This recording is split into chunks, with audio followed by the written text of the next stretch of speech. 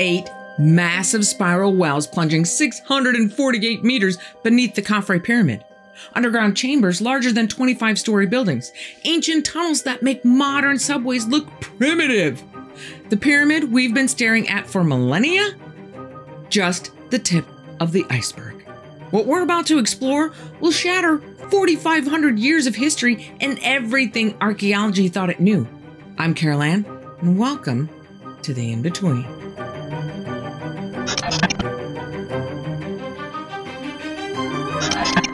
On March 15th, 2025, so just a few days ago, a team of researchers led by Corrado Malanga from the University of Pisa, Filippo Bionde from the University of Strathclyde, and researcher Armando Mee made an announcement that sent shockwaves through the archaeological community and promised more information is on the way, like soon.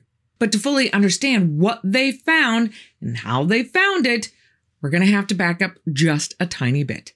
Most of you, I'm sure, are familiar with traditional radar that sends out signals and measures how they bounce back. Well, there's a specialized version of this called synthetic aperture radar, or SAR, that does the same thing, but specifically with electromagnetic waves from a satellite in space. SAR was developed around the 1950s and has been used ever since to map for everything from military surveillance to measuring deforestation to monitoring the structural integrity of bridges and dams. It broke into the field of archaeology with its ability to map large hidden ground structures in places like the Mayan plains of southern Mexico and northern Guatemala and Angkor Wat in Cambodia, where the vegetation was too thick to see anything. But this team has developed a technology that doesn't just read the returning electromagnetic waves to look for physical structures. It detects tiny vibrations. Everything on Earth vibrates at some level, from wind, from nearby traffic, from constant microseismic background vibrations of the Earth itself. Most of these vibrations are so tiny we can't feel them, but they're there. The satellite radar can detect these minute vibrations on the pyramid's surface, and by analyzing how these vibrations travel through the structure, the researchers can map what's inside and underneath. Just like how a doctor uses a sonogram to see inside the human body, except this is being done from space, looking through solid stone and mapping structures hundreds of meters deep. The technology is called synthetic aperture radar Doppler tomography, and it was developed by these same researchers who first tested it on the Great Pyramid of Khufu, the biggest of the 3 Giza pyramids, in 2022. That 2022 study, published in the respected scientific journal Remote Sensing, not to be confused with remote viewing, that's a whole other video, showed the technique could successfully identify known chambers and corridors within the Khufu pyramid. The fact that they were able to accurately map known features before finding new ones is crucial. It's proof of concept. Their technology works. They then went on from there, discovering a whole slew of new formations inside the pyramid that no one knew existed. And now they've applied it to the Khafre Pyramid right next door. I have to stop here for just a tick to clarify something about those 2022 research findings. I will put a link in the description to that study if you want to go take a look for yourself. But I need to quickly point something out, because if we have any Egyptologists or pyramidologists out there, you might get a little confused. Mario Pinchurl, an Italian engineer who in the 20th century proposed that the Great Pyramid encases a pre-existing, what he called Z Tower, a roughly 300-foot tall granite monolith, supposedly from an Atlantean civilization. He claimed this Z was the pyramid's core. The reason I point this out is because in the 2022 research paper and in this new information, these 3 researchers refer to a Z structure as well. But it seems as though what they are calling the Z structure is the same thing known to most people as the weight relief structure. That's been a known thing for a while. So why they're now calling it the Z structure, I have no idea. But I wanted to point that out so people don't get confused. Now, it's entirely possible that I'm the one confused, but just know that in this context, when we talk about the Z structure, we're talking about that weight relief structure. So let's break down exactly what they found, because it's absolutely mind-blowing. Near the base of the Khafre Pyramid, they've identified 5 identical structures, each with 5 horizontal levels and sloping roofs, all connected by perfectly straight geometric pathways. These aren't natural formations. They appear to be deliberately engineered spaces with precise dimensions and layouts, which, to me, look just like that Z formation from the Khufu Pyramid. But that's just the beginning. Below these surface structures, the scans reveal 8 cylindrical formations that appear to be vertical, hollow wells, each one surrounded by a spiraling something that descends into the earth. Think of it like 8 massive corkscrews drilling deep into the ground, arranged in 2 parallel rows running north to south beneath the pyramid.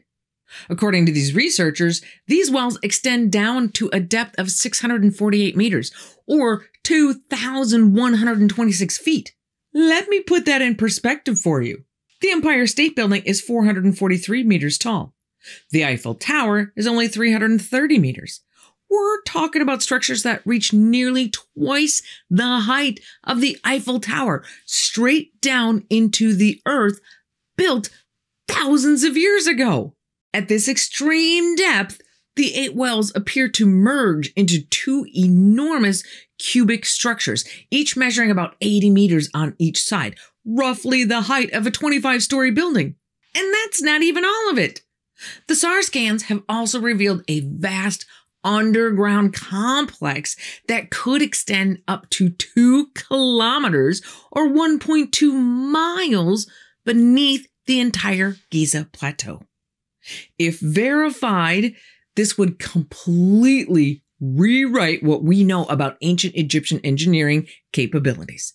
It would mean that what we see above ground at Giza, as impressive as that is, might literally be the tip of the iceberg and the entrance to something far more extraordinary. The big question, of course, is, what was all this for? If these structures exist as the researchers claim, what purpose did they serve?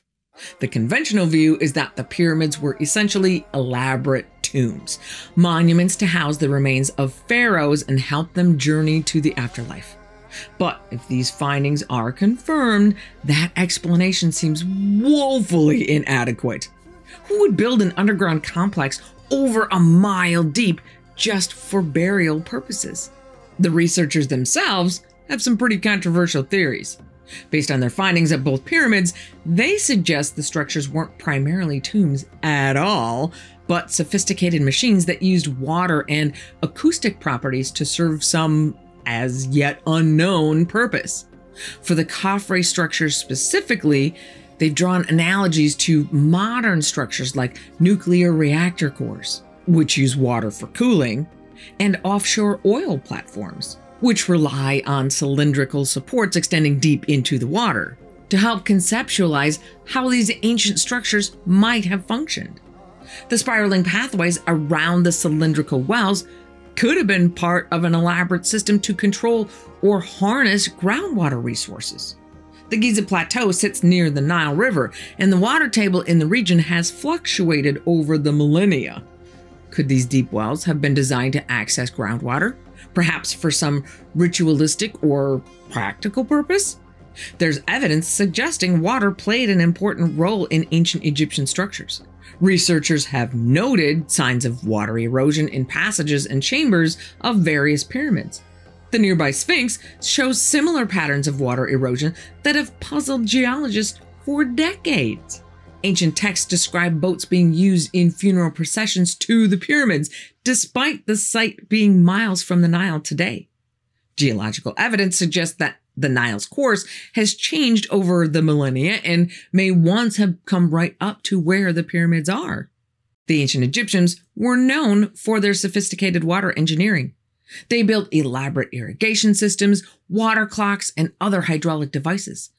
Is it so far-fetched to think that they might have incorporated water into their most ambitious construction projects?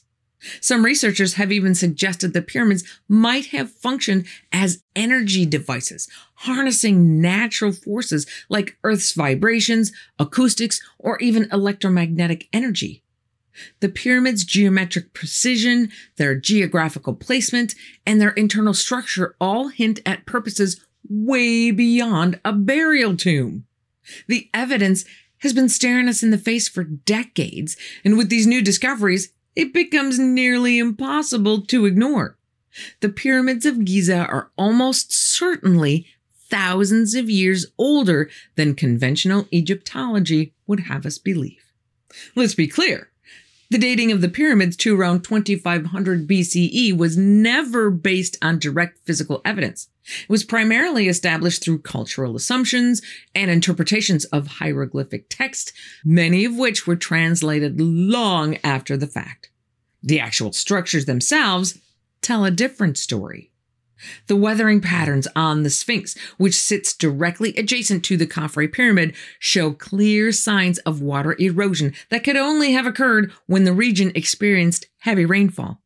According to climatologists, the last time Egypt had this kind of precipitation was between 10 and 12,000 years ago, placing the Sphinx's construction many millennia before the rise of dynastic Egypt.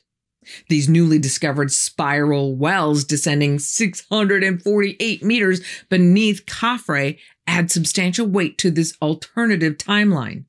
Such deep structures would extend far below the current water table, meaning they only could have been constructed when sea levels were much lower, precisely the conditions that existed during the last ice age, which ended around 11,700 years ago.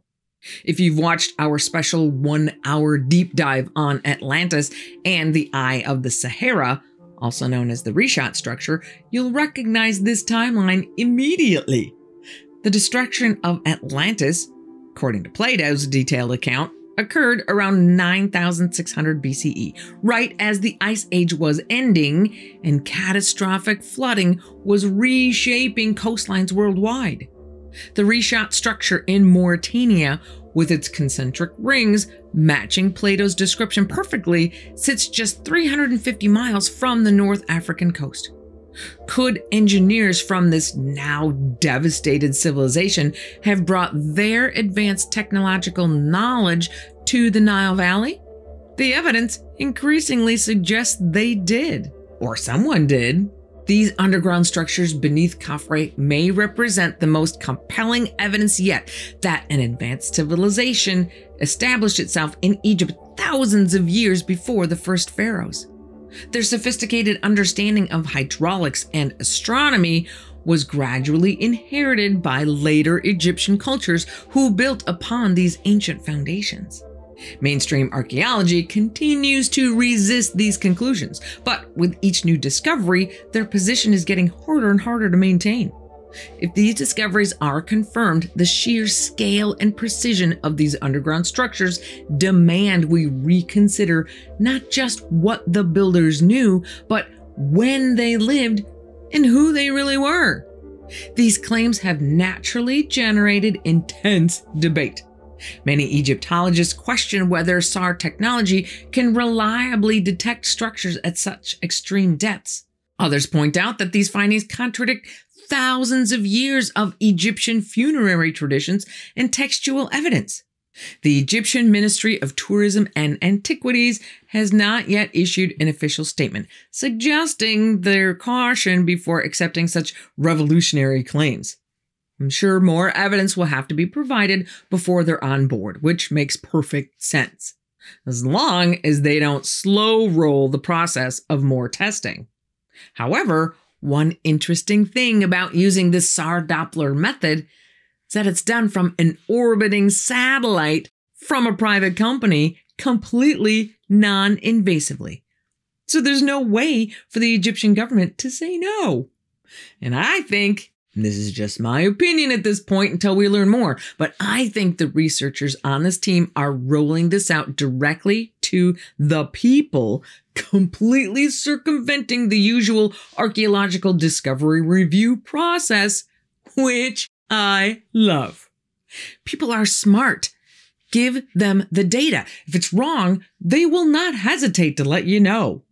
The research team, now calling themselves the Khafre Project, has provided specific coordinates for these structures and are calling for additional scans using complementary technologies. They've proposed non-destructive methods like improved muon detection or seismic imaging to verify their findings before any physical exploration is attempted. Any such work would require approval from Egyptian authorities, who are understandably protective of their historical monuments. But the researchers believe the potential discovery is significant enough to warrant further investigation. If confirmed, these findings would revolutionize our understanding of ancient history. They would suggest that 4,500 years ago, human beings achieved engineering feats that would still impress us today with modern technology. Or perhaps even more radically, that these structures date back much, much further to a time when conventional history tells us that humans were all just hunter-gatherers using primitive tools. Kind of makes you wonder what else is hiding right under our feet. What other assumptions about our past are going to be challenged by new discoveries? Whether these findings prove accurate or not, the pyramids continue to challenge our understanding of the past. After thousands of years of study, we're still learning new things about them all the time. The beauty of science is that it's self-correcting. These findings will be scrutinized, tested, and either confirmed or refuted. Either way, they push us to look at familiar wonders with fresh eyes and ask new questions about our ancient past. For now, the pyramids will keep their ultimate secrets hidden, as they have for millennia. But perhaps the veil is slowly being lifted, revealing a past more complex, sophisticated, and ancient than we ever imagined. If you are into ancient mysteries and are curious about how Atlantis ties in with that reshot structure we mentioned, click right here for an entire episode on it. Be careful out there, and I will see you here again on the In-Between.